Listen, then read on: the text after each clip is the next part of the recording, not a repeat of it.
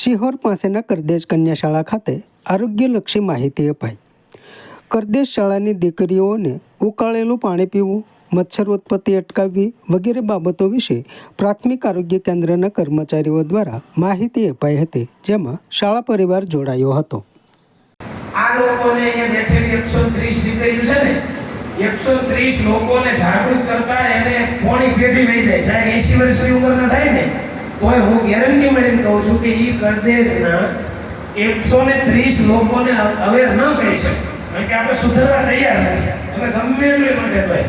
પણ જો નિશાળના બાળકો છે ને એ મેન્ટલી એવા પ્રિપેર થાય કે આપણા ગામની અંદર કે મારી શેરીમાં એક પણ મચ્છર ન થાય તો આખા ગામને અવેર થતા કે જાગૃત થતા સાચી વાર ન લાગે, એટલા માટે એ લોકો અહીંયા આવે છે। રસી અપાવી છે, ઇવન કોરોનાની રસી જ્યારે આખું ગુજરાત લેવાની ના પાડી દીધી ને ત્યારે અમારી દીકરીઓએ ધોરણ 8 ને 7 ને 100% રસીકરણ કરી અને કરદેશનું ગૌરવ વધાર્યું છે કે એક પણ જીવિત રસી નથી હોતી। ત્રીજી વાત કે તમે જે તાલુકામાં બેઠા છો ત્યાં પ્લાસ્ટિકના કુરકુરિયાનો ખોરાક એલાઉડ નથી, એવું અમારી દીકરીઓએ જાતે નક્કી કરીને શાળાના પ્રાંગણની અંદર એક પણ પ્લાસ્ટિકનું કુરકુરિયો દીકરી ખાતી નથી, એવી કંડિશન શાળાના દીકરીઓ તમારે ધર્મ પૂજા કરે।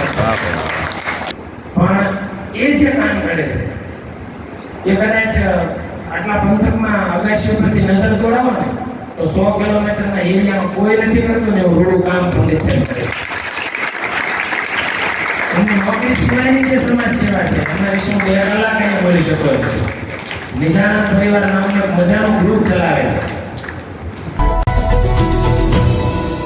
લાઈક કરો, શેર કરો અને સબસ્ક્રાઇબ પણ કરો, અને હા, ઘંટડી વગાડવાનું ન ભૂલશો। આભાર। સત્યપુંજ અહેવાલ, સમાચાર તથા જાહેરાત પ્રસારિત કરવા સંપર્ક સાધો।